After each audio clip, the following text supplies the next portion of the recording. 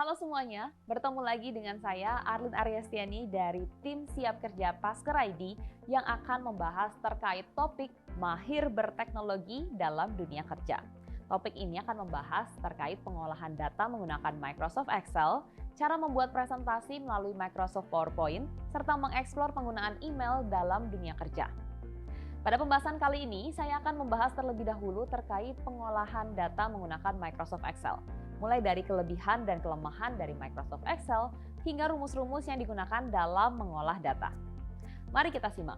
Microsoft Excel adalah sebuah aplikasi yang digunakan untuk mengolah sebuah data dengan otomatis melalui berbagai bentuk seperti rumus, perhitungan dasar, pengolahan data, pembuatan tabel, pembuatan grafik, hingga manajemen data. Maka tidak heran jika Excel seringkali digunakan untuk keperluan administrasi perusahaan. Karena aplikasi ini sangat lengkap dan sangat penting dalam proses pengolahan data perusahaan.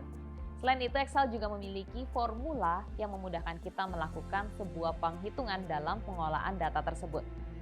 Aplikasi ini juga sangat penting dalam pembuatan grafik tertentu yang dibutuhkan oleh perusahaan. Berikut beberapa kelebihan dari Microsoft Excel. Memiliki kemampuan menampung data yang cukup besar dengan 1 juta baris dan 16.000 kolom dalam satu sheet. Jadi dalam satu sheet, Anda bisa menampung jawaban 1 juta responden dan juga 16.000 jawaban atau pertanyaan. Microsoft Excel mempunyai format yang paling populer dan fleksibel, jadi sebagian besar software data entry ada fasilitas konversi ke format Excel atau format lain yang bisa dibaca oleh Excel. Atau jika dibutuhkan, kita bisa mengkonversi balik dari Excel ke software statistik lainnya. Microsoft Excel mempunyai program penggunaan rumus yang sangat lengkap, sehingga mempermudah pengolahan angka untuk menghasilkan dokumen yang lebih canggih. Dengan pivot tables, kita bisa bekerja lebih efektif, karena semua tabel summary yang kita gunakan bisa kita buat terlebih dahulu, walaupun data tersebut belum masuk semua. Setiap ada data masuk, otomatis pivot table akan merefresh, sehingga tabel akan terupdate sendiri. Setelah kita membahas kelebihannya, Microsoft Excel sebenarnya memiliki beberapa kelemahan, yaitu pertama, software pengolahan angka ini berbayar dan tidak gratis. Kedua, aplikasi ini memerlukan banyak memori atau RAM dan prosesor yang besar. Ketiga, untuk membuat kolom baru yang berisikan pengkategorian dari sebuah kolom atau jawaban pertanyaan, atau membuat filter responden, kita harus membuat rumus Excel baik itu rumus matematika, logika, ataupun teks. Banyak orang yang tidak suka dengan hal ini karena di software lain seperti SPSS misalnya, kita bisa dengan mudah melakukan filter atau pengkategorian jawaban baru. Rumus-rumus dalam penggunaannya di Microsoft Excel. Dalam Microsoft Excel terdapat beberapa rumus yang perlu digunakan untuk mendapatkan suatu hasil. Di antaranya, yang pertama, penggunaan rumus operasi penjumlahan dan pengurangan. Caranya cukup gampang, yaitu menambahkan sel satu dengan yang lain. Contoh, misalnya dalam kurung, sama dengan A1 ditambah A2, tutup kurung. Count merupakan rumus untuk menghitung banyak angka atau hanya angka dalam sebuah range. Contohnya, sama dengan count dalam kurung A2, A5, tutup kurung. Kedua, counta digunakan untuk menghitung banyak data, dapat berupa angka ataupun huruf, dalam sebuah range dan caranya pun masih sama dengan count. Ada juga count if, digunakan untuk menghitung banyak data dengan kriteria tertentu.